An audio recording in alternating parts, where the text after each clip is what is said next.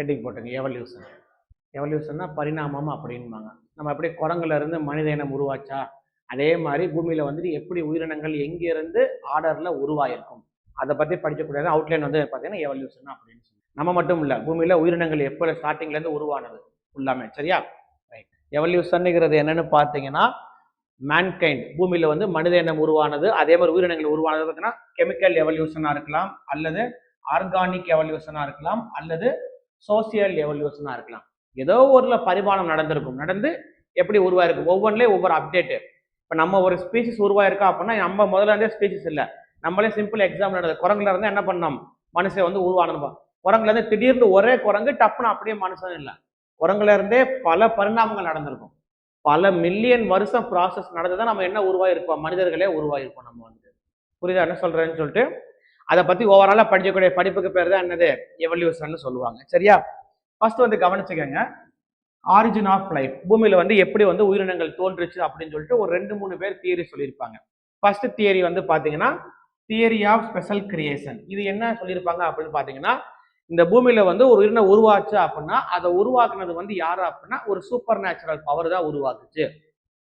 அந்த பவர் வந்து யாரு அப்படின்னா கடவுள் அப்படின்னு சொல்லியிருப்பாங்க. பூமியில உயிரினம் உருவாச்சுலப்பா, அதுக்கு நிறைய பேர் நிறைய தியரி சொல்லியிருப்பாங்கப்பா. அதுல ஃபர்ஸ்ட் தியரி வந்து தியரி ஆஃப் ஸ்பெஷல் கிரியேஷன். இந்த பூமியில வந்து உயிரினங்கள் உருவானது வந்து யாருன்னு பாத்தீங்கன்னா நம்மளை மீறின ஒரு சூப்பர் நேச்சுரல் பவர் தான் உருவாக்குச்சு. அந்த பவர் வந்து யாரா அப்படின்னா கடவுள் அப்படின்னு சொல்லியிருப்பாங்க. சரியா? இது ஒரு தியரி.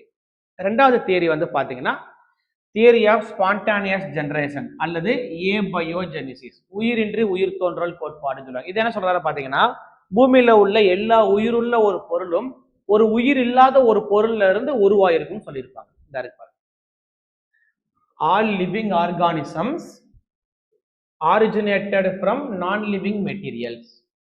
மீனிங் புரியுதா? பூமியில உள்ள எல்லா உயிருள்ள ஒரு பொருளும் ஒரு உயிர் இல்லாத ஒரு பொருள்ல இருந்து என்ன ஆயிருக்கும்னா உருவாயிருக்குன்னு சொல்லியிருப்பாங்க. எல்லாமே என்னது, ஒரு ஒரு ஆங்கிள் பார்க்கும்போது ஒவ்வொரு தியரி அக்செப்ட் பண்ணியிருப்பாங்க எல்லாமே வந்து. சரியா? அடுத்து வந்து பாத்தீங்கன்னா big bang theory. Most accepted theory வந்து என்னது, பிக் பேங் தியரி தான். பூமி வந்து ஃபர்ஸ்ட் ஒரு பயங்கரமான ஹாட்டான பாலா இருந்திருக்கும், அதுக்கப்புறம் என்ன இருந்திருக்கும், ஃபுல்லா வந்துட்டு கூலிங் ஆகி மேக கூட்டங்கள் ஃபார்ம் ஆகி அதுக்கப்புறம் மழை பெஞ்சு மழை தண்ணி பூமியில விழுந்து அதுல இருந்து என்ன இருக்கும்னா உயிரினங்களை வந்து உருவாயிருக்கும்னு சொல்லியிருப்பாங்க. அதான் வந்து என்னது பிக் பேங் தியரி அப்படின்னு சொல்லியிருப்பாங்க. சரியா? 3 தியரி என்ன பண்ணிக்கங்க தெரிஞ்சுக்கங்க. சரியா? ஃபர்ஸ்ட்ல இருந்து எழுதுங்க அப்படியே. பூமியில உள்ள உயிருள்ள பொருளை ஃபுல்லா உருவாக்குனது யாரா அப்படின்னா அவர் பேர் என்னது, சூப்பர் நேச்சுரல் பவர் தான் உருவாக்குச்சு. அது வந்து யாரா அப்படின்னா கடவுள்னு சொல்லியிருப்பாங்க. அதான் என்னது தியரி ஆஃப் ஸ்பெஷல் கிரியேஷன். அடுத்த ரெண்டாவது தியரி வந்து பாத்தீங்கன்னா ஸ்பான்டானியஸ் ஜெனரேஷன் அல்லது abiogenesis. All living organisms originated from non living materials. இது வரைக்கும் எழுதினாலே போதும். இது எல்லாமே என்னது, பல வருஷங்கள் ப்ராசஸ், திடீர்னு உருவாகிறது கிடையாது. புரியுதா? எவல்யூஷன் நடக்குதா அப்படின்னா இது எல்லாமே என்னது, பல வருஷமா ஸ்லோவா நடக்கிற ப்ராசஸ். அவ்வளவுதான். சரியா? நான் குறிச்சதை மட்டும் எழுதினா போதும்ப்பா, ஃபுல் கதையை எழுதாதீங்க, இதெல்லாம் தேவையில்லை. நமக்கு என்ன தெரிஞ்சா போதும். இந்த ஹெட்டிங்கோட மீனிங் என்னது, ஆல் லிவிங், இப்படியே கேட்பாங்க. All living organisms, non living organism கொடுத்துட்டு இது என்ன தியரின்னு கேட்பாங்க. தியரி ஆஃப் ஸ்பெஷல் கிரியேஷனா, தியரி ஆஃப் ஸ்பான்டேனியஸ் ஜெனரேஷனா, theory of big bang theory, அவன் என்ன பண்ணுவாங்க ஆப்ஷன்ல கொடுத்து வச்சுறாங்க. அப்ப ஆல் லிவிங் என்ன பண்ணுவீங்க வந்துட்டு ஸ்பான்டேனியஸ் ஜெனரேஷன், இந்த தியரி மூலமா சொல்லக்கூடியது. அவ்வளவுதான். சரியா? அடுத்து மூணாவது என்னது, பிக் பேங் தியரி. உங்களுக்கு என்னது, பெருவெடிப்பு கோட்பாடு தெரியும். என்ன ஃபர்ஸ்ட் வந்துட்டு மொத்தமா ஓவராலா யூனிவர்ஸ் ஃபுல்லா என்னன்னா ஒரே பூமி பால் மாதிரி இருந்திருக்கும். அந்த யூனிவர்ஸ் வந்து வெடிச்சு செதறி என்ன இருக்கும், கொஞ்சம் கொஞ்சமா கூலிங் ஆகி ஃபர்ஸ்ட் யாரு உருவாயிருப்பா, கேசஸ் எல்லாம் ஒன்னா சேர்ந்திருக்கும். அப்புறம் என்ன உருவாயிருக்கும், மேக கூட்டங்கள் ஃபார்ம் ஆயிருக்கும். மேக கூட்டங்கள் ஃபார்ம் ஆகி மழை தண்ணி பெஞ்சு மழை பூமியில தேங்கி நின்று அதுல இருந்து என்ன உருவாச்சு, உயிரினம் வந்து உருவாயிருக்கும். அப்படி உருவான முதல் உயிரினம் வந்து என்னது, முதல் உயிரினம் என்னது, பாக்டீரியா. பாக்டீரியா எத்தனை டைம் படிச்சிருக்கோம், ப்ரோகாரியாட்டிக். ப்ரோகாரியாட் தான் என்னது, பூமியில உருவான முதல் உயிரினம் வந்து என்னது ப்ரோகாரியாட். அதுக்கு எக்ஸாம்பிள் தான் என்னது பாக்டீரியா. ஒரு செல்ல கூட இல்லாத உயிரினம் தான் என்னது ப்ரோகாரியாட்டிக் ஆர்கானிசம் படிச்சிருக்கோம். சரியா? என்ன இருக்குல்ல, ஜென்ரலா டெம்பரேச்சர் கூலிங் ஆயிருக்கும், அதுக்கப்புறம் வாட்டர் வேப்பர் கண்டென்ஸ் ஆகி அதுக்கப்புறம் என்ன இருக்கும், மழையா பெஞ்சு மழை தண்ணி பூமியில விழுந்து அதுக்கப்புறம் என்ன உருவாயிருக்கும், பூமியில இருந்து உயிரினம் வந்து உருவாயிருக்கும். ஃபர்ஸ்ட் வந்து அட்மாஸ்பியர் எதுவுமே இருந்திருக்காது. அதுக்கப்புறம் இந்த கேசஸ் எல்லாமே சேர்ந்த என்ன உருவாயிருக்கும், அட்மாஸ்பியர் உருவாயிருக்கும். அமோனியா, மீத்தேன், ஹைட்ரஜன் எல்லாமே சேர்ந்து வாட்டர் வேப்பர்லாம் சேர்ந்து ஃபார்ம் ஆகி என்ன உருவாயிருக்கும்னா அட்மாஸ்பியர் ஃபார்ம் ஆகி அதுக்கப்புறம் என்ன உருவாயிருக்கும், கிளவுட்ஸ் ஃபார்ம் ஆயிருக்கும். கிளவுட்னாலே கண்டிப்பா என்ன தான் இருக்கும், வாட்டர் தானே இருக்கும், வாட்டர் வேப்பர் தான் இருக்கும். அதுக்கப்புறம் கிளவுட்ஸ் எல்லாம் கொஞ்சம் கொஞ்சமா கண்டென்ஸ் ஆகிருக்கும். கண்டென்ஸ் ஆகுது அப்படின்னா ஆட்டோமேட்டிக்கா என்ன ஆகும், கீழே வந்துட்டு மழையா பெய்ய ஆரம்பிச்சிடும் பூமிக்கு வந்துட்டு. அவ்வளவுதான். அடுத்து ஜியாலஜிக்கல் டைம் ஸ்கேல், இந்த ஹெட்டிங் மட்டும் போடுங்க போதும். ஜியாலஜிக்கல் டைம் ஸ்கேல்னு ஹெட்டிங் மட்டும் போடுங்க, நான் அடுத்து சொல்றேன், அப்புறம் கேட்டுக்கங்க அதை மட்டும். சரியா? ஜியாலஜிக்கல் டைம் ஸ்கேல்ல என்னது, நம்ம பூமி உருவானதானா கால அட்டவணை, அவ்வளவுதான், வேற ஒண்ணுமே இல்லை. எந்தெந்த பீரியட்ல எந்தெந்த உயிரினம் வந்து உருவாகுச்சு அப்படின்னு சொல்லி பார்க்கணும். சரியா? கவனிங்க, இந்த இருக்கு பாருங்க, இந்த டப்பா தான். டப்பா ஃபுல்லா மனப்பாடம் பண்ண முடியாது, ஆனா நான் சொல்ற முக்கியமானதை மட்டும் படிச்சு பாருங்க. கவனிங்க, நான் சொன்ன மாதிரி ஃபர்ஸ்ட் டப்பா எப்படி படிக்கணும் அப்படின்னா கீழே இருந்து பார்க்கணும்ப்பா. ஃபர்ஸ்ட் உருவானது வந்து பார்த்தா ப்ரீ கேம்பிரியன் எரா, அதுக்கப்புறம் பாலியோசோயிக் எரா, அடுத்து மீசோசோயிக் எரா, அடுத்து செனோசோயிக் எரா.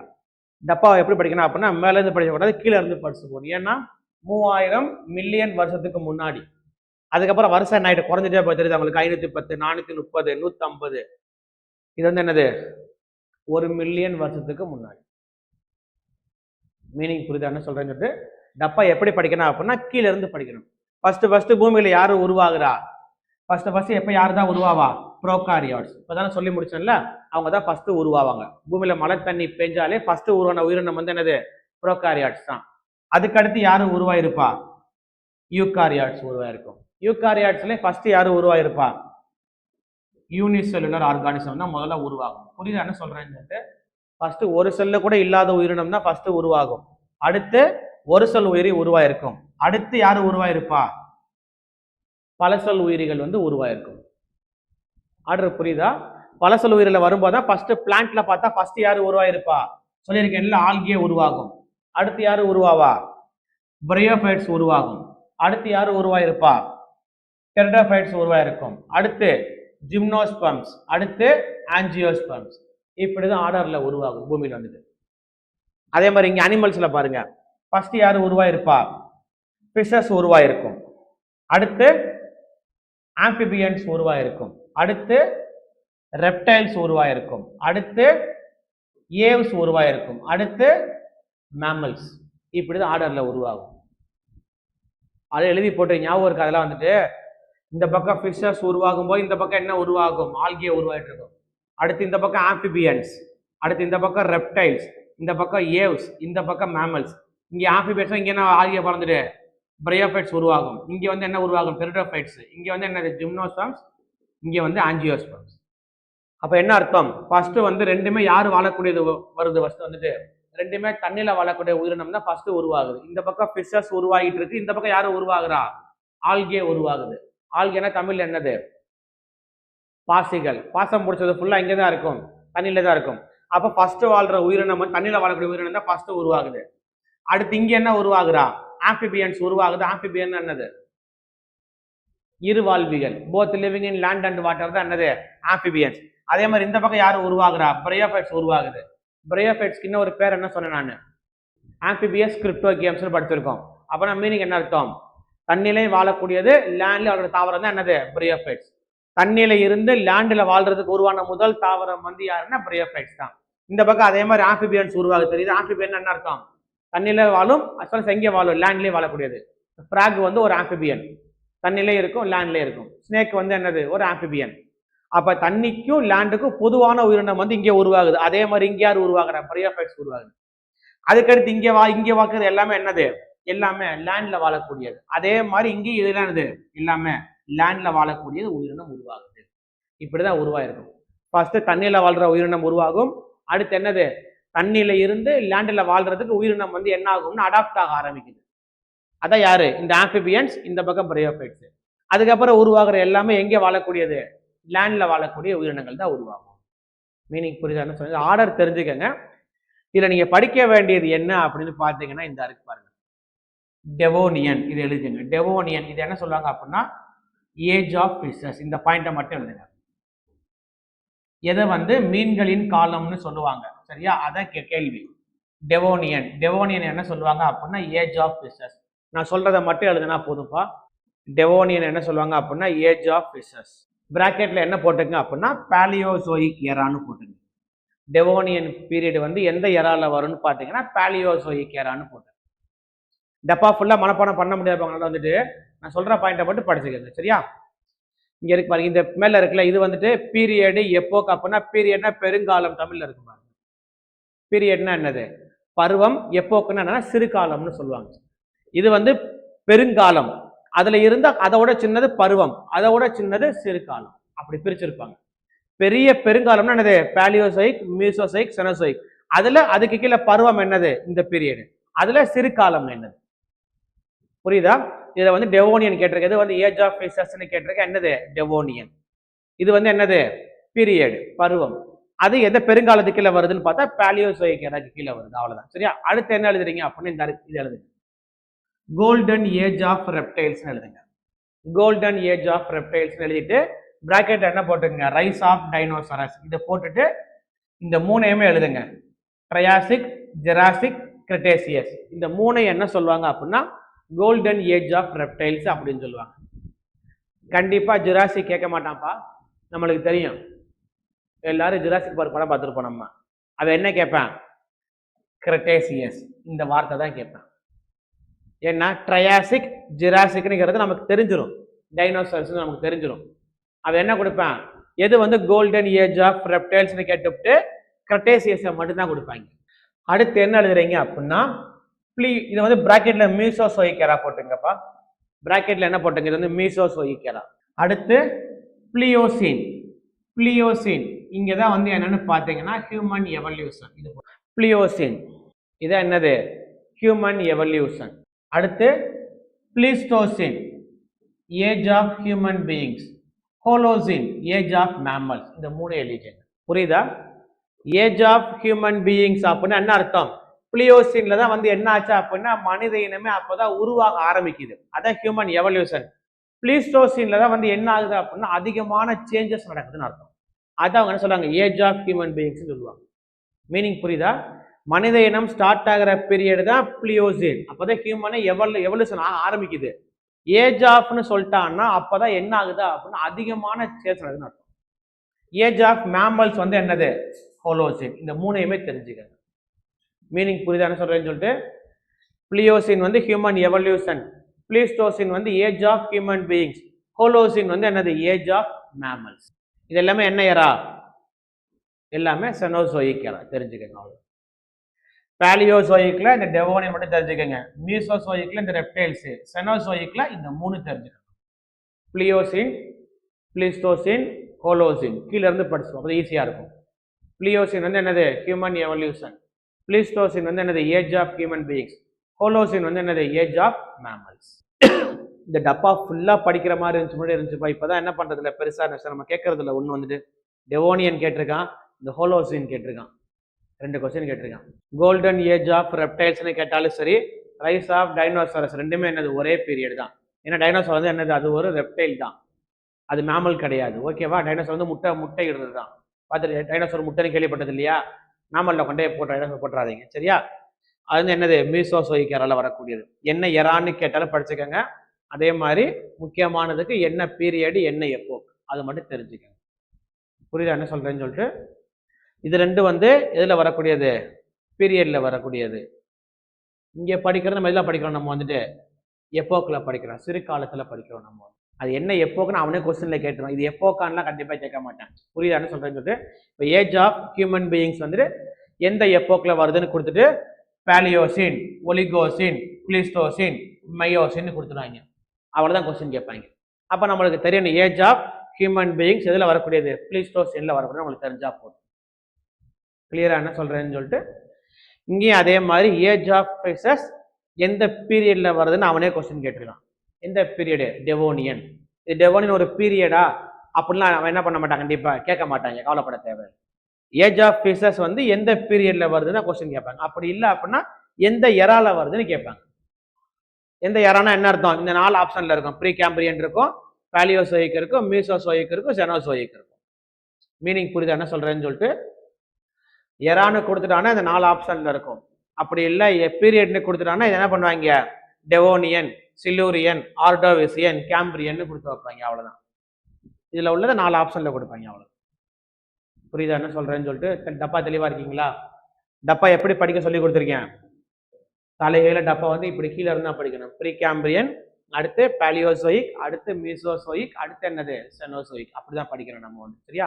அதுல ஃபர்ஸ்ட் உருவானது ப்ரோகாரியாட்ஸ் உருவாகும். அதுக்கடுத்து யூகாரியாட்ஸ். யூகாரியாட்ஸ்ல ஒரு செல் உயிரி உருவாகும். அடுத்து பல செல் உயிரி உருவாகும்.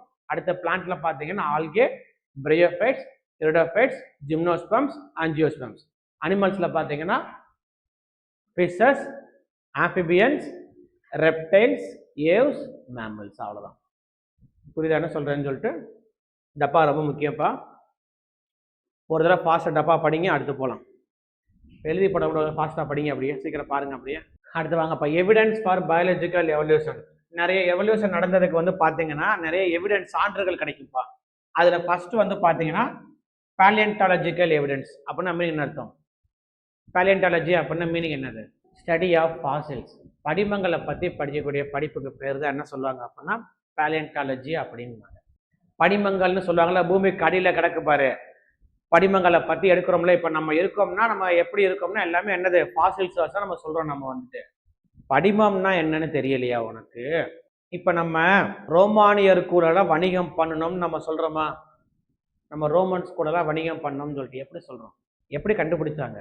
அடியில தோண்டி எடுத்தா நம்மள்ட வந்துட்டு பானைகள் சில இதெல்லாம் வந்துட்டு என்ன கிடைச்சிருக்கு அப்படின்னா ரோமன்ஸோட காயின்ஸ் கிடைச்சிருக்கு. நம்மளுக்கு அவங்களோட பொருள் இங்க கிடைச்சிருக்குது.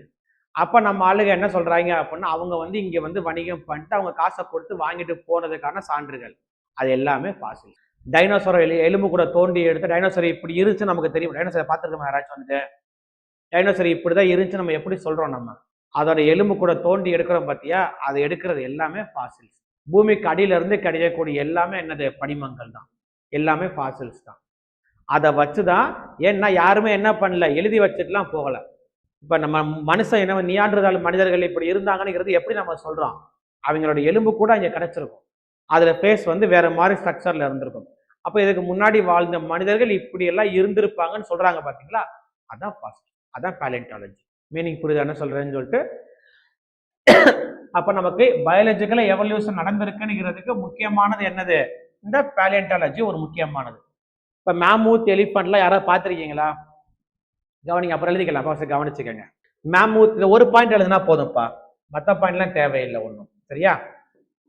இந்த ஒரு பாயிண்ட் எழுதிட்டு ஃபர்ஸ்ட் கவனிங்க. நமக்கு அந்த ஃபாசில் பண்றாங்க பாத்தீங்களா? ஃபாசிலைசேஷனுங்கிறது நம்ம ஃபாசில்ஸ் எப்படி ப்ரிசர்வ் பண்றோம்ங்கிறதா. நமக்கு நிறைய டைப் ஆஃப் ஃபாசில்ஸ் கிடைச்சிருக்கும். அதுல ஃபர்ஸ்ட் வந்து பாத்தீங்கன்னா ஆக்சுவல் ரிமைன்ஸ். ஆக்சுவல் ரிமைன்ஸ் அப்படின்னு என்னன்னு பாத்தீங்கன்னா நமக்கு அந்த ஃபாசில் வந்துட்டு எப்படி இருந்துச்சோ அந்த உயிரினம் அப்படியே நம்மளுக்கு கிடைச்சிருக்கும். சில இது எலும்பு கூட கிடைச்சிருக்கும் பாத்தீங்களா? சில உயிரினம் பாத்தீங்கன்னா அந்த உயிரினம் அந்த வருஷத்துல எப்படி இருந்துச்சோ அந்த காலத்துல அதே உயிரினம் அப்படியே நம்மளுக்கு கிடைச்சிருக்கும். அது எப்ப கிடைக்கும் அப்படின்னு பாத்தீங்கன்னா எப்படிப்பா கிடைக்கும்? அந்த மாதிரி அழுகி போகாம இருக்கு அப்படின்னு என்ன ரீசனா இருக்கும்? மண்ணுக்குள்ளே இருந்து அழுகி கண்டிப்பா அழுகி போயிடும். அப்புறம் எப்படி அழுகி போகாம இருக்கு அப்படின்னா கண்டிப்பா மண்ணுக்குள்ள இல்லை, வேற எங்கேயா இருந்திருக்கும். ஐஸ் அவ்வளவுதான். ஐஸ்ல இருந்துச்சு அப்படின்னா எந்த பொருள் அழுகி போகாது ஃப்ரோசன்ல இருக்கும்போது. அப்ப இந்த இருக்கு பாருங்க, சைபீரியால இருந்து தோண்டி எடுத்திருப்பாங்க. மேமூத் எலிஃபண்ட் கேள்விப்பட்டிருக்கீங்களா? நிறைய படத்துல வந்துருக்கு. ஐஸ் ஏஜ்ல வரும் பாத்தீங்களா? அத இப்பெல்லாம் அந்த மேமூத் எலிஃபண்ட் இல்ல, ஐஸ் ஏஜ்ல வரும். 10,000 BCலே காமிச்சிருப்பாங்க. அந்த எலிஃபண்ட் பெருசா இருக்கும், பார்த்துருக்கீங்களா? கொம்பெல்லாம் வச்சுட்டு. அதான் அந்த யானையோட அப்படியே ஒரிஜினலே கிடைச்சிருக்கும். அப்படியே தெரியுது. அது வந்துட்டு யானைகளடா, இது மேமூத் எலிஃபண்ட்ரா. நம்ம நார்மல் யானை வேற, மேமூத் எலிஃபண்ட்டுக்கு முடியெல்லாம் நிறைய இருக்கும். இதெல்லாம் இப்ப இல்லை இந்த எலிஃபண்ட்லாம் வந்துட்டு. ஓகேவா? இது வந்துட்டு நமக்கு என்ன கிடைச்சிருக்கா அப்படின்னா சைபீரியால வந்து அப்படியே பனியில செத்து போய் பனியில ஃப்ரோசன்ல கிடைச்சிருக்கு. தோண்டி எடுக்கும் போது அவங்க என்ன பண்ணிட்டாங்க, அப்படியே அந்த யானையோட ஒரிஜினல் உருவமே நம்மளுக்கு கிடைச்சிருக்கு. அப்ப அதை வச்சு நம்மளால என்ன பண்ணிட்டாங்க, அப்படியே எக்ஸ்ட்ராக்ட் பண்ணிட்டாங்க ஃபுல்லா. சரியா? இது என்னது? Actual remains. ஆக்சுவல் ரிமைன்ஸ்னா என்ன அர்த்தம்? நமக்கு அந்த உயிரினத்தை பத்தி அந்த உயிரினமே நம்மளுக்கு என்ன கிடைச்சிருக்கு அப்படின்னா அப்படியே கிடைச்சிருக்கு. எத்தனை வருஷத்துக்கு முன்னாடி? 22,000 வருஷத்துக்கு முன்னாடி வாழ்ந்தது அப்படியே. சரியா? இதுவும் இது ஆக்சுவல் ரிமைன்ஸுக்கு இது ஒரு எக்ஸாம்பிள். அதே மாதிரி பாம்பேன்னு ஒரு சிட்டி ஒன்று கேள்விப்பட்டிருக்கீங்களா? பாம்பி, அது ஒரு படமே இருக்குது. அது ஒரு ரோம்ல ஒரு சிட்டி ஒன்று. வால்கனோ வந்து ஃபுல்லா என்ன ஆயிரும்னா ஒட்டுமொத்த சிட்டியும் அப்படியே அழிஞ்சிரும். வால்கனோ லாவா க்ளோஸ் ஆகி அந்த சிட்டியை வந்து இப்போ ஹிஸ்டாரிக்கல் ஃப்ரேம் பண்ணியிருப்பாங்க. இங்க இருக்காங்க பாத்தீங்களா? இது எல்லாமே வந்துட்டு சிலை இல்லை, இது எல்லாமே ஒரிஜினல் ஹியூமன் பீயிங். அவங்க மேல அப்படியே அந்த லாவா அந்த இது போட்டு அப்படியே ஃப்ரோசன் ஆகி கல் மாதிரி ஆயிட்டாங்க. இதெல்லாமே ஹியூமன்பா. அங்க தூங்கிட்டு இருந்தவங்க எல்லாருமே இறந்து போயிட்டாங்க அப்படியே ஃபுல்லா. அதை நம்ம அப்படியே எடுத்து வச்சிருக்கோம். இது ஒரு டைப் ஆஃப் ஃபாசில். அவ்வளவுதான். இதெல்லாம் என்னன்னா அவங்களோட ஒரிஜினல் உருவமே நம்மளுக்கு கிடைச்சிருக்கு. அதான் என்ன கொடுத்துருக்காங்க, ஆக்சுவல் ரிமைன்ஸ். ஆக்சுவல் ரிமைன்ஸ் என்ன அர்த்தம், என்ன இருக்குதோ அதை நம்ம அசைச்சு அப்படியே நம்ம என்ன பண்றோம் அப்படின்னா ப்ரிசர்வ் பண்றோம். மீனிங் புரியுதா ஃபாசிலைசேஷன்ல வந்துட்டு? ரைட். ரெண்டாவது டைப் வந்து பாத்தீங்கன்னா பெட்ரிஃபிகேஷன். பெட்ரிஃபிகேஷன்ங்கிறது என்னன்னு பாத்தீங்கன்னா இது நம்மளுக்கு கிடைக்கக்கூடிய ஒரு ஃபாசில் தான். இது என்னன்னு பாத்தீங்கன்னா அந்த உயிரினம் வந்துட்டு ஒரு இடத்துல வந்து விழுந்துரும். ஆனா அந்த உயிரினம் அப்படியே காணாம போயிடும். அந்த விழுந்த இடத்துல வந்துட்டு அந்த உயிரினத்தோட எலும்பு இருக்கு பாத்தீங்களா, அந்த இடத்துல ஃபுல்லா யாரு ரீப்ளேஸ் பண்ணுவானா, ஒரு பாறை மேல விழுந்து வச்சுங்களேன், அந்த பாறையோட மினரல்ஸ் என்ன ஆயிரும்னா அந்த உயிரினத்து மேல ஃபுல்லா ரீப்ளேஸ் பண்ணி அந்த உயிரின ஸ்ட்ரக்சர் அப்படியே காமிச்சிடும். உங்களுக்கு எக்ஸாம்பிள் காமிக்கிறேன். சரி, டயக்ராம் தெரியுதா? இந்த பறவை செத்து போய் பாறை மேல செத்து போய் விழுந்துருச்சு. விழுந்த பறவையோட ஃபுல்லா அழிஞ்சிருச்சு. அந்த பறவையோட எலும்பு இருக்கு பாத்தீங்களா, அந்த எலும்புல ஃபுல்லா யாரு ஃபார்ம் பண்ணி அந்த பாறையோட மினரல்ஸ் இருக்கு பாத்தீங்களா, அந்த மினரல்ஸ் வந்து அப்படியே சேர்ந்து அப்படியே ஒட்டி அந்த ஸ்ட்ரக்சர் கொண்டு வந்துருச்சு பாத்தீங்களா. இந்த இது வந்து அப்படியே நம்மளால என்ன பண்ணாங்க, இதை எடுத்து அப்படியே அப்படியே ப்ரிசர்வ் பண்ணுவாங்க. இதுக்கு பேர் தான் பெட்ரிஃபிகேஷன் அப்படின்னு சொல்லுவாங்க. மீனிங் புரியுதா? படிமங்களை பாதுகாக்கிறது தான் ஃபர்ஸ்ட் ப்ராசஸ். ஆக்சுவல் ரிமைன்ஸ் எப்படி கிடையாது அப்படியே ப்ரிசர்வ் பண்றது. இன்னொரு வந்து பாத்தீங்கன்னா பெட்ரிஃபிகேஷன். பெட்ரிஃபிகேஷன் என்ன மீனிங் பாத்தீங்கன்னா, இது வந்து ஒரு மீன் செத்து போயிருச்சு, ஓகேவா, அந்த மீனோட அந்த பல்லு எலும்புலாம் இருந்துச்சு பாத்தீங்களா, அதெல்லாம் அப்படியே காணாம போயிருச்சு. அந்த இடத்துல யார் வந்து ரீப்ளேஸ் பண்ணிட்டா, இந்த பாறையோட மினரல்ஸ் இருக்கும் பாத்தீங்களா, அந்த மினரல்ஸ் வந்து அங்க வந்து ரீப்ளேஸ் பண்ணி அந்த ஸ்ட்ரக்சர் அப்படியே காமிச்சிருது. வந்து மீனிங் புரியுதா என்ன சொல்றேன்னு சொல்லிட்டு டயக்ராம் இங்கே பாருங்க, பாறையை படிச்சு பாருங்க. அனிமல்ஸ் இறந்ததுக்கு அப்புறம் the original portion of their body may be replaced molecule for molecule by minerals. Original பாடியை வந்து யாரு ரீப்ளேஸ் பண்றா, மினரல்ஸ் வந்து ரீப்ளேஸ் பண்ணுது. புரியுதா? ஆனா ஒரிஜினல் வந்து என்ன ஆயிருச்சு, அழிஞ்சிருச்சு. ஒரிஜினல் அது ஆர்கானிக் தானே, அழிஞ்சு போயிருச்சு. அந்த இடத்துல ஃபுல்லா யாரு ரீப்ளேஸ் பண்ணிட்டா, மினரல்ஸ் வந்து ரீப்ளேஸ் பண்ணிட்டா. அதான் என்ன கொடுத்திருப்பாங்க, இந்த மெத்தட் ஆஃப் ஃபாசிலைசேஷனுக்கு பேர் தான் என்ன சொல்றாங்க, பெட்ரிஃபிகேஷன் அப்படின்னு சொல்லுவாங்க. நார்மலா என்ன மினரல்ஸ் இருக்குன்னு பாத்தீங்கன்னா அயன் பைரேட்ஸ் இருக்கும், சிலிக்கா, கால்சியம் கார்பனேட், பைகார்பனேட், இது எல்லாமே என்னது, இந்த மினரல்ஸ் தான் என்ன உருவாகுது, உருவாகுற மினரல்ஸ். சரியா? இந்த டயக்ராம் கேள்விப்பட்டிருக்கீங்க, நிறைய இடத்துல பார்த்துருப்பது, முக்கியமானது தெரியுமா அது என்னன்னு சொல்லிட்டு? Very good. ஆர்கியோப்டெரக்ஸ். ஆர்கியோப்டெரக்ஸ்னா என்னது, இயர்லியஸ்ட் ஃபாசில் பேர்ட். நமக்கு கிடைச்ச முதல்ல கிடைச்ச படிம பறவை வந்து பாத்தீங்கன்னா ஆர்கியோப்டெரக்ஸ் தான். அவன் என்ன சொன்னான் வந்துட்டு, ஃபர்ஸ்ட் ஃபிஷஸ் உருவாகுமா, அடுத்து ஆம்பிபியன்ஸ் உருவாகுமா, அடுத்து ரெப்டைல்ஸ், அடுத்து ஏவ்ஸ், அடுத்து மேமல்ஸ். எழுதி போட்டேன்ல. அப்ப ரெப்டைல்ஸ் இருக்கா, ரெப்டைல்ஸ்க்கு அப்புறம் தான் என்ன உருவாயிருக்கும், பறவை இனம் வந்து உருவாயிருக்குமா. அப்ப ரெப்டைல்ஸோட கடைசி எண்டு, ஏவ்ஸோட முதல் ஸ்டார்டிங் தான் யாருன்னு பார்த்தா இந்த ஆர்கியோப்டெரக்ஸ். மீனிங் புரியுதாப்பா? ரெப்டைல்ஸ்ல இருந்து ரெப்டைல்ஸ் தான் இருக்கும். ரெப்டைல்ஸ்ல இருந்து கடைசியா என்ன உருவாகுதா அப்படின்னா லைட்டா ரெக்க உருவாகுது ஒரு உயிரினத்துக்கு. அதுக்கப்புறம் தான் என்ன உருவாகுது, அப்படியே வந்து பறக்க ஆரம்பிக்குது ஃபுல்லா வந்துட்டு. அப்ப ஊர்வனவோட கடைசி எண்டு, பரப்பனவோட முதல் ஸ்டார்டிங் தான் யாரா அப்படின்னா இந்த ஆர்கியோப்டெரக்ஸ். அப்ப இந்த உயிரினத்துக்கு எடுத்து பார்த்தாங்கன்னா எலும்பு ஸ்ட்ரக்சர்லாம் பார்த்தா அப்படியே ரெப்டைல்ஸோட ஸ்ட்ரக்சர் இருக்கும். அதே சமயம் பறக்கிறதுக்கான ரெக்கையும் ஃபார்ம் ஆயிருக்கும். அப்ப என்ன சொல்றாங்க அப்படின்னா முத உருவான பறவை இனம் வந்து யாரா அப்படின்னா இந்த ஆர்கியோப்டெரக்ஸ் தான். நம்மளுக்கு கிடைக்கக்கூடிய இயர்லியஸ்ட் ஃபாசில் பேர்டு அப்படின்பாங்க. முத உருவான பறவை இனம் வந்து யாரு, இந்த ஆர்கியோப்டெரக்ஸ். இதுக்கப்புறம் தான் என்ன உருவாகும், அடுத்தடுத்து வந்து கொஞ்சம் கொஞ்சமா ரெக்க அப்படியே பெருசாகும், ரெக்க உருவாகி அதுக்கடுத்து என்ன உருவாகும், பறவை இனமே உருவாகும். அதுக்கடுத்து என்ன உருவாகும், மேமல்ஸ் வந்து உருவாகும். மீனிங் புரியுதா என்ன சொல்றேன்னு சொல்லிட்டு? அடுத்து மூணாவது வந்து பாத்தீங்கன்னா நேச்சுரல் மோல்ட்ஸ் அண்ட் கேஸ்ட். இது வந்து நம்ம ஆர்டிபிஷியல் நம்ம ரெடி பண்ணக்கூடியதுப்பா. Natural mould. மோல்டிங்னா கேள்விப்பட்டிருக்கீங்களா? அச்சுகளும் வார்ப்புகளும். மோல்டிங்னா என்னது, மோல்டிங்னா என்னது, இந்த ஃபேஸ்புக்கில் விளம்பரம் வராங்க, ஒரு லிக்விடை ஊற்றுவாங்க, 2 பேர் கையை உள்ள வச்சுக்கிடுவாங்க, அதுக்கப்புறம் கையை எடுப்பாங்களே, அந்த கையை எடுத்ததுக்கு அப்புறம் உருவாகுது பார்த்தீங்களா, அதுக்கு பேர் தான் மோல்டிங் அப்படின்பாங்க. அந்த அச்சு வந்து அதில் பதிஞ்சிடும் நமக்கு. அது அப்புறம் என்ன பண்ணாங்க, ஒயிட் ஊற்றுவாங்களா, என்ன ஊற்றுவாங்க, ஒயிட் சிமெண்ட் ஊற்றுவாங்களா, ஊற்றி எடுக்கிறாங்க பார்த்தீங்களா, அதுக்கு பேர் தான் கேஸ்ட். அந்த அச்சை ஃபார்ம் பண்ணுறதுக்கு பேர் மோல்டிங். அந்த மோல்டிங்ல லிக்விடை ஊற்றி நம்ம சாலிடை எடுக்கிறதுக்கு பேர் கேஸ்டிங்னு சொல்லுவாங்க. சரி, இங்கே கொடுத்துருப்பாங்க பாருங்க. இது என்னன்னா சில உயிரினம் வந்து என்ன ஆகும்னா, இப்போ ஒரு சகதி மண்ணு மாதிரி இருக்குன்னு வச்சுங்களேன், அதுல இருந்து அந்த உயிரினம் விழுந்துடும். விழுந்து அந்த உயிரினம் செத்து போய் காணாம போயிடும் மொத்தமாவே. அப்ப அந்த உயிரினத்தோட மோல்டு நம்மளுக்கு கிடைச்சிருச்சு. ஓகேவா? இதான் அந்த உயிரினம் வந்து இப்படிதான் இருந்துச்சு நமக்கு தெரிஞ்சு போச்சு.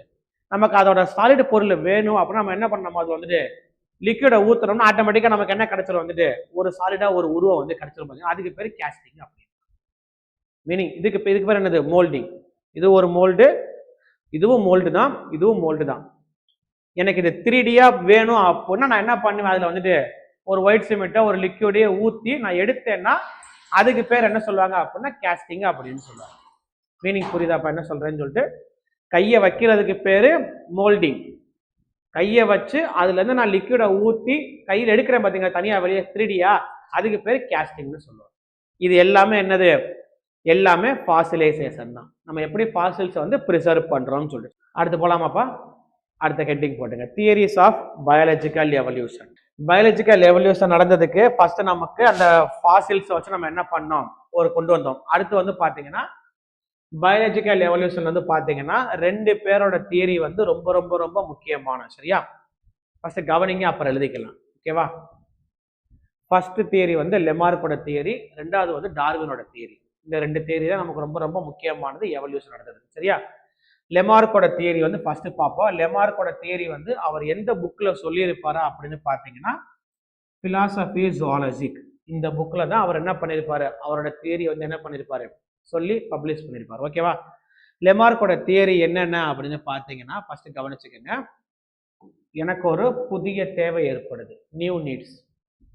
அதனால நான் அதுக்காக எந்த பொருளை யூஸ் பண்றனோ அது காலப்போக்கில் அது பயங்கரமா டெவலப் ஆகும். நான் எந்த பொருளை யூஸ் பண்ணவே இல்லையோ அது காலப்போக்கில் அழிஞ்சு போயிடும். அதான் theory of use and disuse.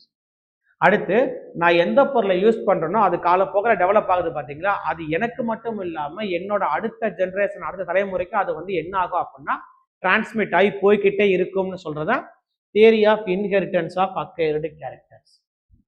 அப்படி வரும்போது கடைசியா என்ன உருவாகுது அப்படின்னா புதுசா ஒரு ஸ்பீசிஸ் வந்து உருவாகுதுன்னு சொல்லியிருப்பாரு. யாரு, லெமார்க்கோட தியரி. எனக்கு ஒரு தேவை ஏற்படுது, அந்த தேவைக்காக நான் எந்த பொருளை யூஸ் பண்றேனோ அது காலப்போக்கில் பயங்கரமா டெவலப் ஆகுது. எந்த பொருளை யூஸ் பண்ணல அது காலப்போக்கில் அழிஞ்சு போயிருது. நான் யூஸ் பண்ற பொருள் எனக்கு மட்டும் இல்லாம எனக்கு அடுத்து வர ஜென்ரேஷனுக்கு எல்லாத்துக்குமே அது என்ன ஆயிட்டு இருக்குது, டிரான்ஸ்மிட் ஆகி போய்கிட்டே இருக்குது. அப்படி போகும்போது என்ன ஆகுது அப்படின்னா புதுசா ஒரு ஸ்பீசிஸ் உருவாகுது. இதான் வந்து யாரோட தியரி அப்படின்னா லெமார்க்கோட தியரி. இதுல இந்த கொஸ்டின் கேட்டிருக்கான், இந்த கொஸ்டின் கேட்டிருக்கான், இந்த 2 கொஸ்டினுமே கேட்டிருக்கான். யூஸ் அண்ட் டிஸ்யூஸ் தியரி சொன்னது யாருன்னு கேட்டிருக்கான். அதே மாதிரி theory of inheritance of acquired character வந்து சொன்னது யாருன்னு கேட்டிருக்கான். யாரு சொல்லியிருப்பாரு, லெமார்க் சொல்லியிருப்பாரு. சரியா? ஃபர்ஸ்ட் எழுதுங்க லெமார்க்கோட தியரி. வருஷம்லாம் தேவையில்லைப்பா. லெமார்க்கோட தியரி, அவரு எழுதின புக்கோட பேர் என்னது, பிலாசபி ஜுவாலஜிக். ஜீன் பாப்டைஸ் டி லெமார்க் முழு பேர். லெமார்க்கோட தியரின்னு சொன்னா உங்களுக்கு அந்த பாயிண்ட சொல்ல தெரியணும். என்னென்ன point? New needs, theory of use and disuse, theory of inheritance of acquired characters, species. அப்படியே 4மே மனப்பாடமா தெரியணும் உங்களுக்கு. எழுதிட்டீங்களாப்பா? அடுத்து போலாமா? சரி, எழுதியாச்சா? போலாமா அடுத்தது? ரைட், கவனிங்க. தியரி ஆஃப் யூஸ் டிஸ்யூஸ்க்கு 2-3 எக்ஸாம்பிள் கொடுத்துருப்பாங்கப்பா. சரியா? என்னது, எந்த பொருளை யூஸ் பண்றனோ, ஜிராஃபிக்கு கழுத்து ஜம்ப் பண்ணி ஃபுல்லா கழுத்து பெருசாயிருச்சா, அது யூஸ். நான் யூஸ் பண்றது காலப்போக்கில் என்ன ஆகும்னா அது பயங்கரமா என்ன ஆகும்னா டெவலப் ஆகும். டிஸ்யூஸ் தியரி, பாம்புக்கு வந்து முதல்ல பாத்தீங்கன்னா கால் இருந்திருக்கும். பள்ளி ரெப்டைல்ஸ்னா பாம்பு எல்லாம் ஒரே கேட்டகரி தானே. ஆனா பாம்புக்கு இப்ப கால் இருக்கா? அந்த கால் என்ன ஆயிருச்சுன்னா காலப்போக்கில் அப்படியே அழிஞ்சு என்ன ஆயிருச்சு அப்படின்னா காணாம போயிடும். அது டிஸ்யூஸ் தியரி. நம்ம எந்த பொருளை யூஸ் பண்றோமோ அது என்ன ஆகும், ஃபுல்லா பயங்கரமா டெவலப் ஆகும். நம்ம எந்த பொருளை யூஸ் பண்ணலையோ அது என்ன ஆயிரும், காலப்போக்கில் அழிஞ்சு போயிடும். Theory of inheritance of acquired, அப்ப நான் மீனிங் என்ன சொன்னேன், அப்ப எனக்கு கிடைக்கிறது எனக்கு மட்டும் இல்லாம என்ன ஆகும், அடுத்த தலைமுறைக்கு டிரான்ஸ்மிட் ஆகி போகும்னு சொல்றாங்களா, அதான் லெமார்க்கோட தியரி. ஆனா லெமார்க் சொன்ன இந்த தியரியை வந்துட்டு தப்புன்னு ப்ரூவ் பண்ணியிருப்பாங்க. லெமார்க் சொன்ன தியரி இருக்கு பாத்தீங்களா, இந்த தியரி வந்து நீ சொன்ன தியரி தப்புன்னு என்ன பண்ணியிருப்பாங்கன்னா 2 பேரும் ப்ரூவ் பண்ணியிருப்பாங்க. அவர் தான் வந்து பார்த்தா வீஸ்மன். ஆகஸ்ட் வீஸ்மன். இவர் என்ன பண்ணியிருப்பாரு, லெமார்க்கோட theory of inheritance of acquired character இருக்கு பாத்தீங்களா, அதை வந்து என்ன பண்ணியிருப்பாரு, டிஸ்ப்ரூவ்டு. டிஸ்ப்ரூவ்டுனா என்ன அர்த்தம், தப்புன்னு. கவனிங்க, தப்புன்னு ப்ரூவ் பண்ணிருப்பாரு. இவர் என்ன பண்ணுவாரா அப்படின்னா, லெமார்க் என்ன சொல்றாரு, ஒரு கேரக்டர் இப்ப கிடைக்குதா அப்படின்னா அது எனக்கு மட்டும் இல்லாம அடுத்த தலைமுறைக்கு டிரான்ஸ்ஃபர் சொல்லியிருக்காரா, அப்ப வந்துட்டு இவர் என்ன பண்ணுவாரா அப்படின்னா, யார் இந்த வீஸ்மன் என்ன பண்ணுவாரா அப்படின்னா, 2 எலியை பிடிச்சிக்கிடுவார். 2 எலியை பிடிச்சி 2ஓட வாழையை வெட்டி விட்டுருவார். வாழையை வெட்டி விட்டுட்டு மேட் பண்ண விடுவார். ஒரு குட்டி எலி ஒன்று பிறக்கும் பார்த்தீங்களா, இவர் சொன்ன தியரி படி என்ன ஆகணும், அந்த எலிக்கு வால் இல்லாம தானே பிறக்கணும், ஆனா அந்த எலி வந்து வாளோட தான் பிறந்துச்சு. திரும்ப அதே மாதிரி அதையும் பிடிச்சி வெட்டி விட்டு திரும்ப மேட் பண்ண விடுவார். திரும்பவும் பிறக்கிற எலி வந்து வாளோட தான் பிறக்கும். இதே மாதிரி இந்த ஆளு வேலை இல்லாம கிட்டத்தட்ட 20 ஜென்ரேஷனா என்ன பண்றாரு அப்படின்னா, வாழை பிடிச்சி வெட்டி வெட்டி வெட்டி என்ன பண்றாருன்னா செக் பண்றாரு, ஆனா எல்லாமே வாளோட தான். அப்பதான் இவர் என்ன சொல்றாரு அப்படின்னா, பாடி செல்ஸ்ல ஏற்படக்கூடிய எந்த சேஞ்சுமே ஜெனட்டிக்கல் அடுத்த தலைமுறைக்கு போகாது. ஜீன் செல்ஸ்ல ஏற்படக்கூடிய சேஞ்சஸ் மட்டும்தான் என்ன ஆகும்னா அடுத்த தலைமுறைக்கு போகும்னு ப்ரூவ் பண்ணியிருப்பாரு. இவர் சொல்ல என்ன சொல்லியிருப்பாரு, இப்ப கிடைக்கிற எல்லாமே அடுத்ததுக்கு போகும் சொல்லியிருப்பாரு. யாரு, லெமார்க் சொல்லியிருப்பாரு. இவர் என்ன சொல்றாரு அப்படின்னா, சொமட்டோபிளாசம்னா என்ன அர்த்தம், சொமட்டோபிளாசம்னா பாடி செல்ஸ். இந்த பாடி செல்ஸ்ல ஏற்படக்கூடிய எதுவுமே என்ன ஆகாது அப்படின்னா டிரான்ஸ்பர் ஆகவே ஆகாது. கவனிங்க, ஜெர்ம் பிளாசம்னா என்ன அர்த்தம், இதுதான் ஜீன் செல்ஸ். இங்க ஏற்படக்கூடிய சேஞ்சஸ் மட்டும்தான் என்ன ஆகும்னா டிரான்ஸ்மிட் ஆகும். ஒண்ணுமே இல்லைப்ப, சச்சின் வந்து பெரிய பேட்ஸ்மேனா, பெரிய கிரிக்கெட் பிளேயரா, அவரோட பையனும் அப்படிதான் இருக்கணும் அவசியமா? ஏன்னா அந்த சேஞ்சஸ் எல்லாமே அவரோட பாடி செல்ஸ்ல இருக்கும். அது என்ன ஆகாது, இன்ஹெரிட் ஆகாது. ஏஆர் ரகுமான் பெரிய மியூசிக் பிளேயரா, அதே மாதிரி அவர் பையனும் மியூசிக் பிளேயரா தான் வரணுமா? அவர் அளவுக்கு திறமை இருக்குமா? இருக்காது. மீனிங் புரியுதா என்ன சொல்றேன்னு சொல்லிட்டு? ஏன்னா அந்த எல்லா சேஞ்சுமே எங்க இருக்கும், பாடி செல்ஸ்ல. இப்ப கிரிக்கெட் சச்சின் பெரிய பிளேயர் அப்படின்னா அவங்க பையனுக்கு ஆர்வம் இருக்கும், அப்பா கிரிக்கெட் பிளேயர் நம்மள ஆடிக்கலாம்னு சொல்லிட்டு. ஆனா அவரோட திறமை இவருக்கு இருக்குமானா கண்டிப்பா இருக்காது. மீனிங் புரியுதா? அவங்க பையன் ஆப்வியஸா என்ன பண்ணுவாரு, கிரிக்கெட்ல சேர்ப்பாரு, எல்லாம் பண்ணுவார். ஆனா இவரோட நாலேஜ், இவரோட திறமை, இவரோட டாக்டிக்ஸ் அவனுக்கு வருமானா கண்டிப்பா வராது. ஏன்னா அந்த சேஞ்சஸ் எல்லாமே எங்க இருக்கும், பாடி செல்ஸ்ல இருக்கக்கூடிய. அதே மாதிரி இந்த பாவ்லோவ்னு ஒருத்தர், இவர் என்ன பண்ணுவார், இன்னொரு எக்ஸ்பெரிமெண்ட் பண்ணியிருப்பார். இன்னொரு எக்ஸ்பெரிமெண்ட் என்ன பண்ணியிருப்பாரு அப்படின்னா, ஒரு நாய் ஒன்று குட்டியா வாங்குவார், சரியா? அதுக்கு கரெக்டா மணி அடிப்பாரு, சாப்பாடு கொடுப்பாரு. இதே மாதிரியே பல வருஷமா ட்ரெயின் பண்ணுவார். மணி அடிச்சா சாப்பாடு, அதுக்கு மணி அடிச்சா நாய்க்கு என்ன தெரிஞ்சிடும், அதுக்கு வந்துட்டு சாப்பாடு தெரிஞ்சு சாப்பிட வந்துடும். இப்ப அந்த நாய் வந்து ஒரு குட்டி போட்டுருச்சு, அதுகிட்டவே ஒரு மணி அடிக்கிறாரு, அது போற அந்த பக்கம் போயிருச்சு. ஏன்னா அதுக்கு என்ன தெரியல, மணி அடிச்சா சாப்பாடுங்கிறது யாருக்கு மட்டும் தான் தெரியும், ஹெட்டுக்கு மட்டும் தான் தெரியும், அந்த நாய்க்கு மட்டும் தான். அது போட்ட குட்டிக்கு என்ன தெரியல, மணி அடிச்ச சாப்பாடு தெரியல. இவர் சொன்ன மாதிரி இருந்தா கண்டிப்பா என்ன தெரியும், எனக்கு வந்துட்டு அந்த கேரக்டர் அதுக்கு டிரான்ஸ்மிட் ஆகி போயிருக்கணும்ல, அது போகவே இல்லை. அப்ப அந்த தேதி வந்து என்ன பண்ணிருப்பாங்க, தப்புன்னு ப்ரூவ் பண்ணிருப்பாங்க. மீனிங் புரியுதா? எலிஜன் இந்த பாயிண்ட் புரியுதா, புரியலையாப்பா? Theory of inheritance of acquired character வந்து யாரு சொன்ன தியரி, லெமார்க் சொன்ன தியரி. அந்த தியரியை தப்புன்னு ப்ரூவ் பண்ணது யாரு, ஆகஸ்ட் வீஸ்மன். அவர் என்ன சொல்லியிருப்பாரு, இந்த இதெல்லாம் வேணாம்ப்பா, நீங்க என்ன எழுதுறீங்க, அவர் சொல்லியிருப்பாரு இந்த பாயிண்ட்டையும் மட்டும் எழுதுங்க. சொமட்டோபிளாசம்னா என்ன அர்த்தம், பாடி செல்ஸ்ல ஏற்படக்கூடிய எந்த சேஞ்சஸ்மே அடுத்த ஜெனரேஷனுக்கு டிரான்ஸ்மிட் ஆகாது. ஜீன் செல்ஸ்ல ஏற்படக்கூடிய சேஞ்சஸ் மட்டும்தான் என்ன ஆகும், அடுத்த தலைமுறைக்கு டிரான்ஸ்மிட் ஆகும். எழுதியாச்சப்பா? அடுத்து போலாமா? அடுத்தது நியோ லெமார்க்கிசம். நியோ லெமார்க்கிசம்ங்கிறது வந்து யாருன்னு பாத்தீங்கன்னா லெமார்க்கோட ஃபாலோவர்ஸ். எழுதிங்க, நியோ லெமார்க்கிசம்ங்கிறது யாரா அப்படின்னா லெமார்க்கோட ஃபாலோவர். கோப், ஆஸ்பார்ன், பேக்கர்ட், ஸ்பென்சர், இவங்கெல்லாம் யாரா அப்படின்னா லெமார்க்கோட ஃபாலோவர்ஸ் சொல்லுவாங்க. அடுத்து டார்வின்ஸ் தியரி, ஹெட்டிங் போட்டுங்க, டார்வின்ஸ் தியரி. இது முக்கியமானது. லெமார்க்கோட தியரி அவர் எந்த புக்ல சொல்லியிருப்பாரு, பிலாசபி ஜுவாலஜிக், கரெக்டா? அதே மாதிரி டார்வின் அவரோட தியரி எதுல சொல்லியிருப்பாரு அப்படின்னா origin of species by natural selection. அவர் எழுதின புக்கோட பேர் வந்து என்னது, origin of species by natural selection. எலிஜென்ட். ஃபுட் அண்ட் ஸ்பேஸ் எப்படி இன்க்ரீஸ் ஆகுது அப்படின்னா அரித்மெட்டிக் ப்ராக்ரஷன்ல இன்க்ரீஸ் ஆகுது. பாப்புலேஷன் வந்து எப்படி இன்க்ரீஸ் ஆகுது அப்படின்னா ஜியாமெட்ரிக் ப்ராக்ரஷன்ல இன்க்ரீஸ் ஆகுது. AP GP. ஏபின்னா என்னது, ஏபின்னா கூட்டுத்தொடர், அவ்வளவுதான். ஜிபின்னா பெருக்கு தொடர்.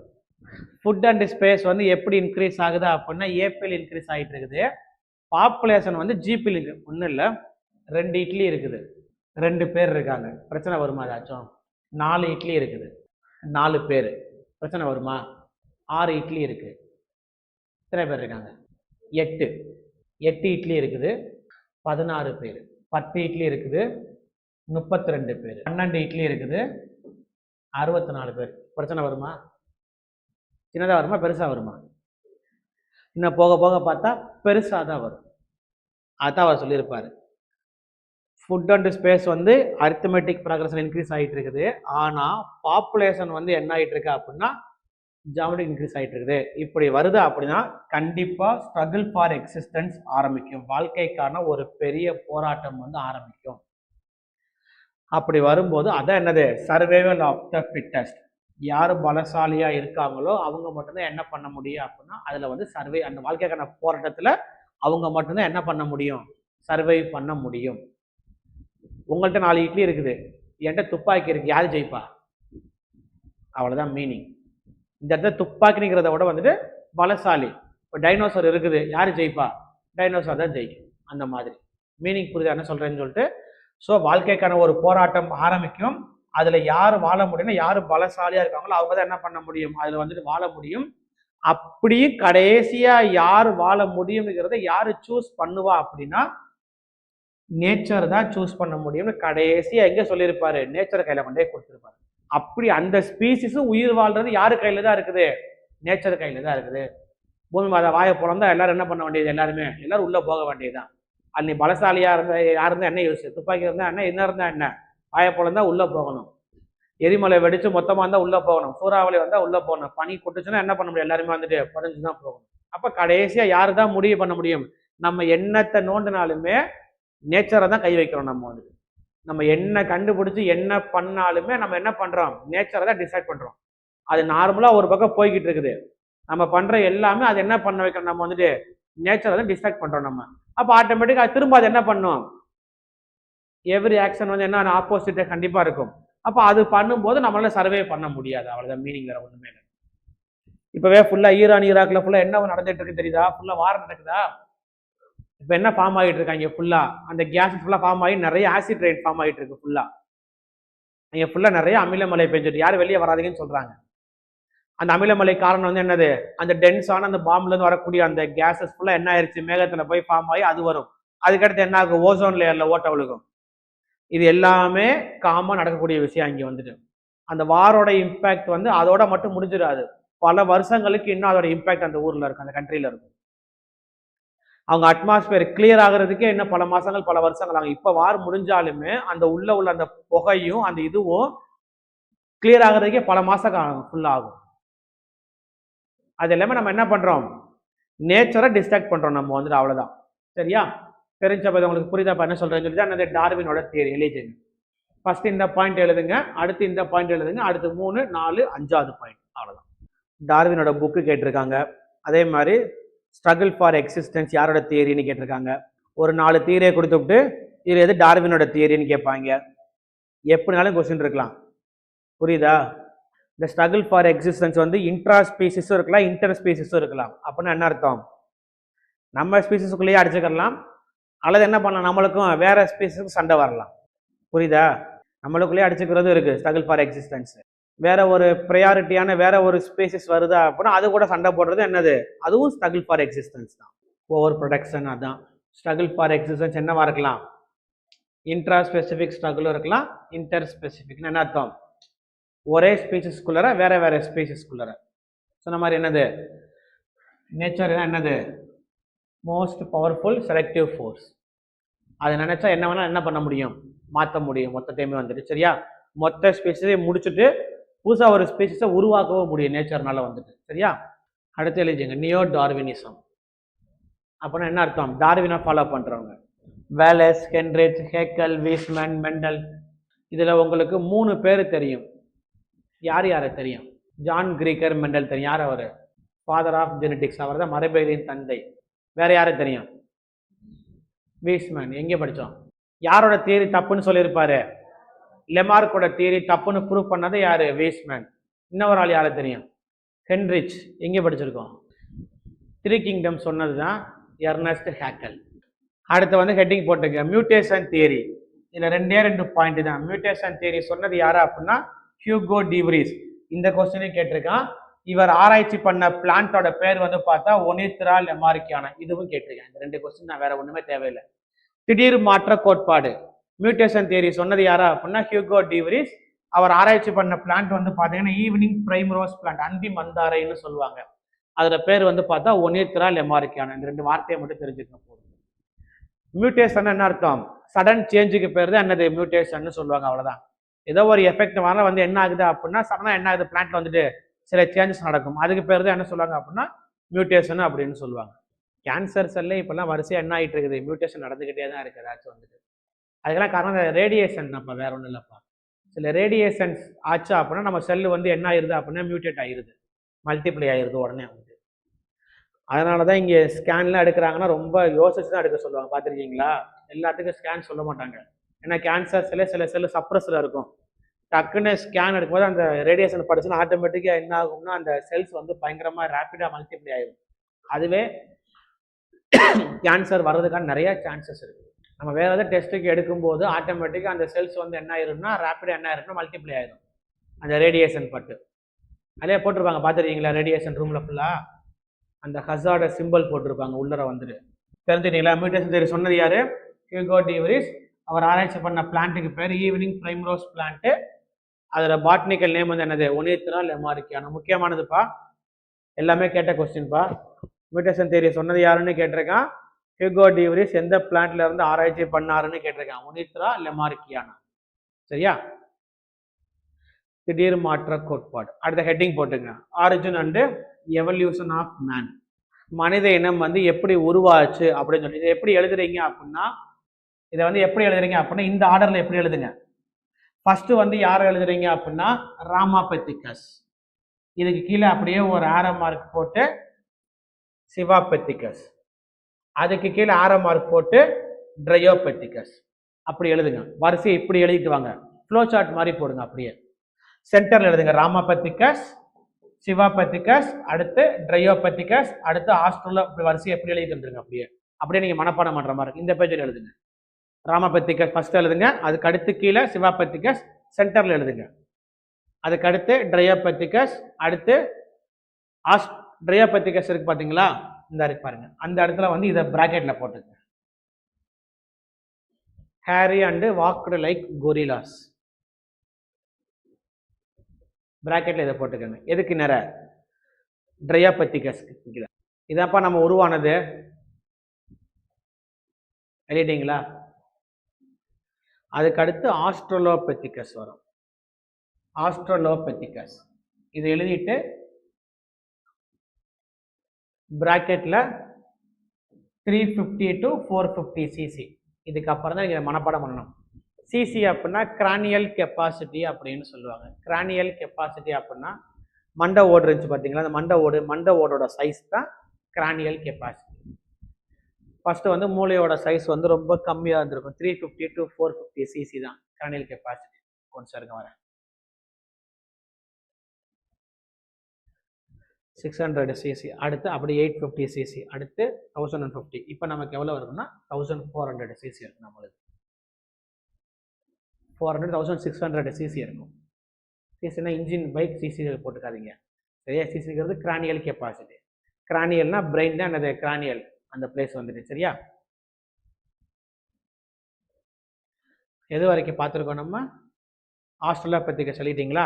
அதுக்கடுத்து யார் எழுதுறீங்க அப்படின்னா அதுக்கு கீழே ஹோமோ ஹேப்லிஸ். ஹோமோ ஹேப்லிஸ் எவ்வளவு? 650 to 800 சிசி. அப்படியே ஆறாம் மார்க் பண்ணி அப்படியே கீழே வரிசையை எழுதிட்டு வாங்கப்பா. எழுதிட்டு ஹோமோ ஹேப்லிஸ்க்கு பிராக்கெட்ல என்ன போட்டுங்க எப்படி எழுதுங்க? 650 to 800 சிசி. அவ்வளோதான். அதனால தான் என்ன பண்ண சொன்னேன்? கீழே ஆறாம் மார்க் போட்டு வரிசையை எழுதிட்டு வர சொன்னேன். சரியா? பக்கத்தில் என்ன போட்டுங்க? வெஜிடேரியன். இதுக்கு முன்னாடி இருந்தவங்க எல்லாருமே என்னது? இலை தலைகள் பழங்களை சாப்பிட்டு வாழ்ந்தவங்க தான். இல்லையாச்சா? இதுக்கு அடுத்து ஹோமோ எரெக்டஸ். இந்த இருக்கு பாருங்க. Homo erectus 900 CC. முத மாமிசம் சாப்பிட ஆரம்பிச்சவங்க யாரா அப்படின்னா இந்த ஹோமோ எரெக்டஸ் தான். ஹோமோ எரெக்டஸ்க்கு அடுத்து வந்துட்டு ஹோமோ எர்காஸ்டர். ஹோமோ எர்காஸ்டர் அதுக்கு கீழே நியாண்டர்தால் மேன். அதுக்கு கீழே நியாண்டர்தால் மேன் 1400 சிசி. அடுத்து குரோமேக்னான். குரோமேக்னான் இதுக்கு அடுத்து லாஸ்ட் எழுதிங்களா? குரோமேக்னான் இதுக்கு அடுத்து லாஸ்ட் ஹோமோசப்பியன்ஸ் 1300 to 1600 சிசி. நம்மளே எப்போதான் உருவாயிருக்கோம்? 25,000 years ago தான் ஹோமோசப்பியன்ஸே உருவாயிருக்கு இல்லையாச்சா? First Ramapithecus, Sivapithecus, Dryopithecus, Australopithecus, Homo habilis, Homo erectus, Homo ergaster, Neanderthal man, Cro-Magnon, Homo sapiens. அங்கிருந்து எப்படி உருவானோம்? மனித இனம் வந்து இங்கே உருவாயிருக்கு. மீனிங் புரியுதா? நம்ம இப்போ வந்து ஹோமோசப்பியன்ஸ்ல இருக்கோம். ஆனால் இதில் உருவாகலை. ஃபர்ஸ்ட் என்னது? ஒவ்வொரு படிப்படியாக ஒவ்வொரு எவல்யூஷனில் ஒவ்வொரு சேஞ்சஸ் நடந்து எங்கேயே உருவாயிருக்கோம். நம்ம வந்து இப்போ வந்து ஹோமோசப்பியன்ஸில் வந்து நிற்கணும். சரியா?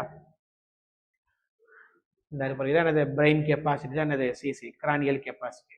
ஃபர்ஸ்ட் மண்டை எப்படி இருந்துக்கிட்டு பாருங்க, ஏலியன் மண்டை மாதிரி, குரங்கு மாதிரி இப்படி. அதுக்கப்புறம் என்னாச்சு அப்படின்னா இது பெருசாகி இப்படி கீழே இறங்க ஆரம்பிச்சு.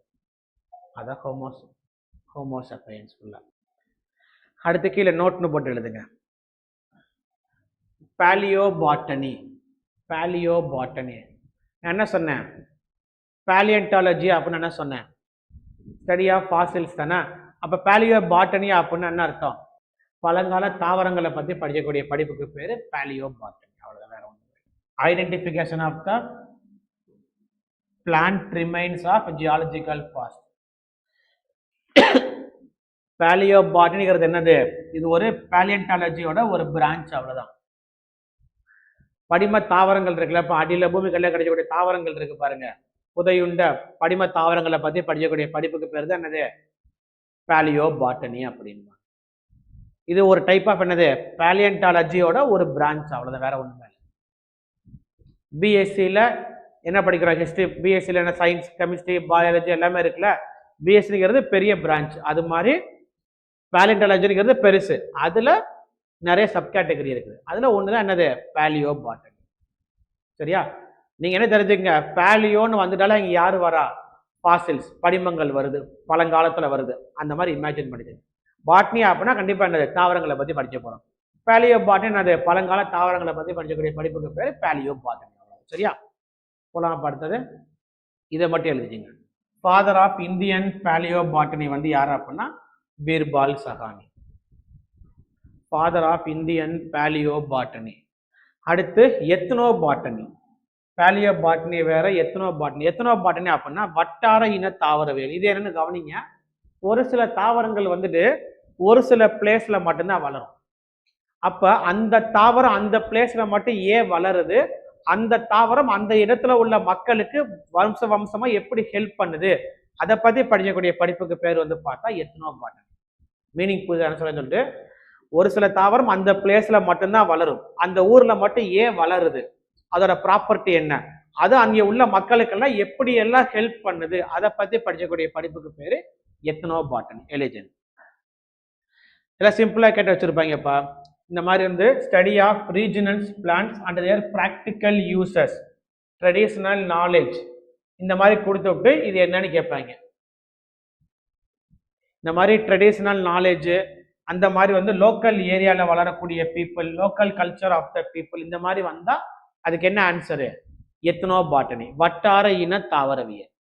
மீனிங் புரியுதாப்பா என்ன சொல்றேன்னு சொல்லிட்டு?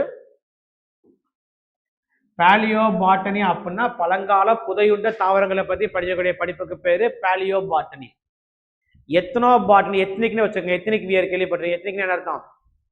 பாரம்பரியம்னு சொல்றோம்ல. எத்தனை என்ன அர்த்தம்? அப்ப என்ன மீனிங் அப்படின்னா ஒரு சில தாவரங்களோட பண்புகள் அந்த பிளேஸ்ல ஏன் வளருது, ஸ்பெசிபிக்கா அந்த இடத்துல மட்டும் எப்படி வளருது, அது அந்த மக்களுக்கு எப்படி எல்லாம் இம்பாக்டா இருக்குது, அதை பத்தி படிக்கக்கூடிய படிப்புக்கு பேரு எத்னோபாட்டனி. இப்ப ஆப்பிள்லாம் எல்லா இடத்துலயும் வளருமா? வளராது. கேரட் வளருமா? அவ்வளவுதான். அப்ப அந்த ஒரு சில தாவரம் அந்த மண்ணில் மட்டும் எப்படி வளருது, அது அந்த மக்களுக்கு முன்னாடி இருந்து எப்படிலாம் இம்பாக்டா கிரியேட் பண்ணுச்சு. புரியுதா? அதை பத்தி படிக்கக்கூடிய படிப்புக்கு பேரு எத்தனோ பாட்டனி. அடுத்து சும்மா காதில் கேட்டுங்க, உங்களுக்கே தெரியும். ஆஸ்ட்ரோபயாலஜி அல்லது எக்ஸோபயாலஜி மீனிங் என்ன அர்த்தம்? ஏலியன்ஸை பற்றி படிக்கக்கூடிய படிப்புக்கு பேர் தான் என்னது? ஆஸ்ட்ரோபயாலஜி அல்லது என்னது? எக்ஸோபயாலஜி. தெரிஞ்சா விட்டுருங்க, தெரியாட்டி எழுதிங்க.